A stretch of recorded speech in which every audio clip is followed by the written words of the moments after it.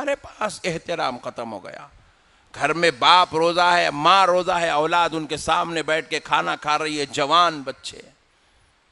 ہم نے ایسے گزارا ہے رمضان، اللہ اکبر کبیرہ. ہمارے بچوں کو ہم نے دیکھا ہے، اپنی سر کی آنکھوں سے دیکھا ہے، ماہ رمضان میں بھی سگریٹیں پیتے پھرتے ہیں، نعوذ باللہ. ماہ رمضان شریف میں بھی ہمارے بچے گٹکوں کے، چایوں کے عادی ہیں.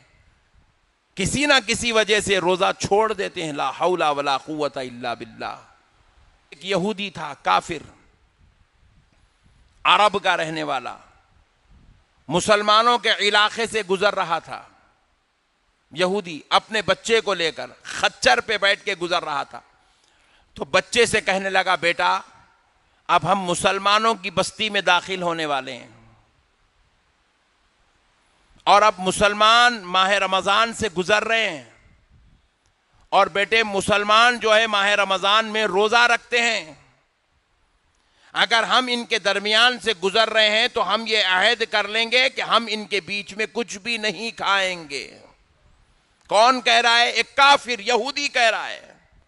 کس سے کہہ رہا ہے؟ اپنے بیٹے سے کہہ رہا ہے، بیٹا اب ہم کچھ نہیں کھائیں گے کیونکہ مسلمان روزہ رکھتے ہیں. اگر ہم کھائیں گے تو ان کے دل کو تکلیف ہوگی کہ وہ بھوکے ہیں. اب بیٹا تم کو جو کچھ کھانا ہو یہاں کھا لو، کیونکہ ابھی ہم ان کی بستی میں داخل نہیں ہوئے.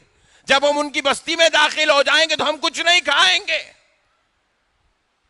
اب وہ بیٹا اور باپ دونوں جو ہے اپنے کھانے کا سامان جو تھا محفوظ رکھ لیے، چھپا لیے، اور اس کے بعد گزرنے لگے. اتفاق سے جب وہاں مسلمانوں کی بستی میں رکے، ساز و سامان خریدے، کاروبار و تجارت کے معاملے طے کرے. اب ان کو بھوک لگ رہی ہے، اللہ کی طرف سے ان کو بھوک لگ رہی ہے، مگر اب وہ عہد کر چکے تھے ہم مسلمانوں کی بستی میں، اور مسلمان روزہ رکھتے ہیں، روزے کی وجہ سے ہم ان کے روزے کا احترام کریں گے، ان کے ماہ مقدس کا احترام کریں گے. ہم ان کے علاقے میں ان کے سامنے کھانا نہیں کھائیں گے، کوئی چیز نہیں کھائیں گے. اب بھوک لگ رہی ہے، وہ اپنے پیٹ کی شدت کو مار رہے ہیں، بہت تکلیف میں، لیکن انہوں نے کھانا نہیں کھایا. وہ برداشت کرتے رہے، صبر کرتے رہے، کاروبار اور تجارت کا سامان خریدتے رہے، مگر انہوں نے کوئی چیز نہیں کھائی. جب وہ مسلمانوں کی بستی سے باہر نکلے، جب اس کے بعد جب دیکھ لیا کہ اب یہاں مسلمان نہیں ہیں، تب انہوں نے کھایا.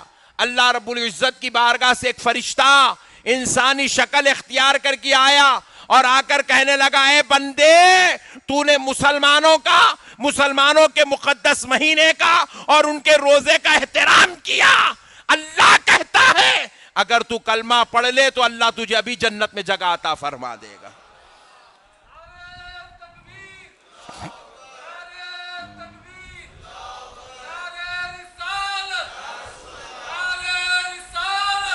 ذرا غور کرو میرے پیارے بھائیوں، یہ ہے ماہ رمضان شریف.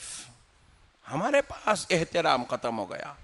گھر میں باپ روزہ ہے، ماں روزہ ہے، اولاد ان کے سامنے بیٹھ کے کھانا کھا رہی ہے، جوان بچے.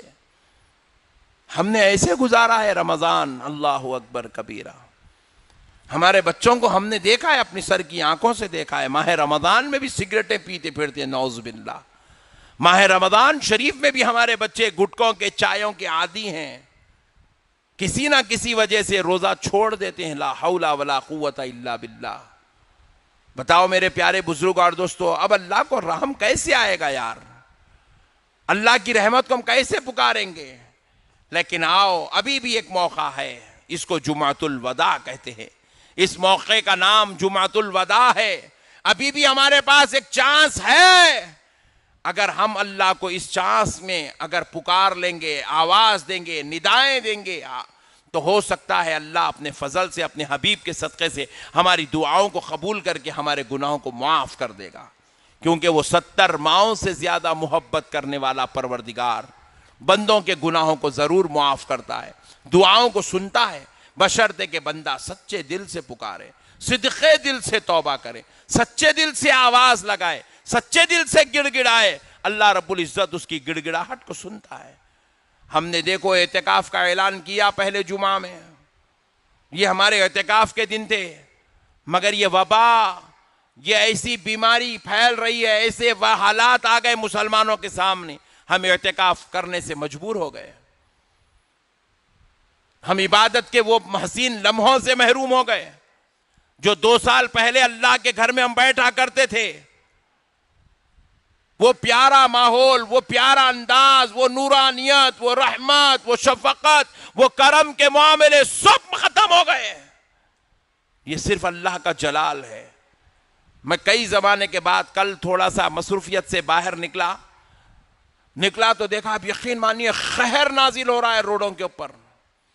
کہیں سے بھی رمضان کا نظارہ نظر نہیں آ رہا ہے، رمضان کی نورانیت نظر نہیں آ رہی ہے، برکتیں نظر نہیں آ رہی ہے.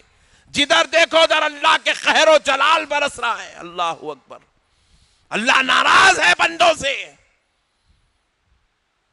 جدھر پلٹ کر دیکھیے بس ادھر ایک عجیب و غریب کیفیت چھائی ہوئی ہے، جس میں خوف ہے، دہشت ہے، جس کے اندر ایک وبا کی ایک جو ہے دہشت مچی ہوئی ہے. اللہ رب العزت ناراض ہے بندوں سے.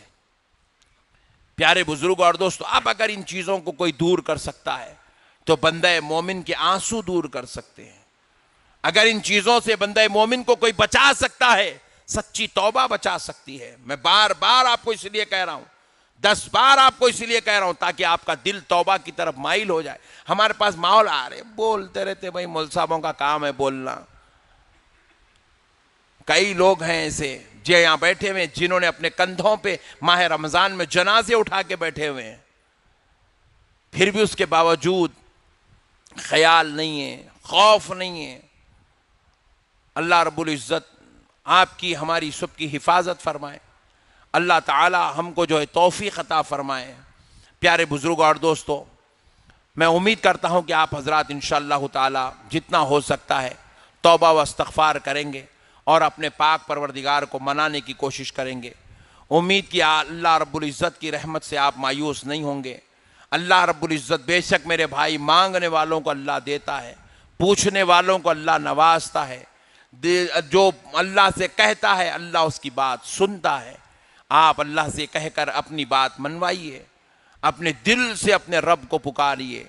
آئیے اب آپ اور ہم سب مل کر اللہ رب العزت کے دربار میں دعا کرتے ہیں، کیونکہ یہ زیادہ وقت بیٹھنے کا نہیں ہے، کیونکہ اب ہمارے پاس وبا ایسی ہے جتنا جلدی ہو سکتا ہے معاملات کو سمیٹ لینا ہے.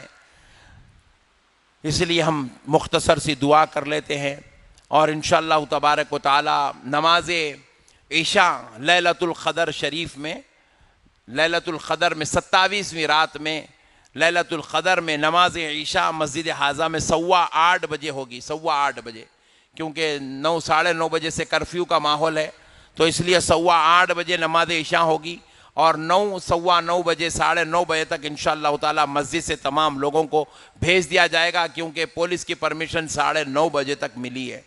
9:30 بجے کے بعد سبھی حضرات کو گھروں میں رہنا ہوگا، کرفیو کا ماحول ہے وبا کی وجہ سے. پھر انشاءاللہ تعالی عید کے دن صبح 9 بجے مسجد میں جو ہے نماز عید الفطر ہوگی. عید کے دن صبح 9 بجے نماز عید الفطر ہوگی. پھر انشاءاللہ تبارک و تعالی اس میں بھی آپ سے ہماری ملاقات ہوگی. امید کہ آپ تمامی حضرات ان تمام چیزوں کا اہتمام کریں گے. نماز تراویح ہے، نماز جو ہے لیلۃ القدر ہے، سب چیزوں کا اہتمام کریں. اللہ رب العزت اس کے صدقے میں آپ کی ہماری بخشش و مغفرت کا اعلان فرمائے.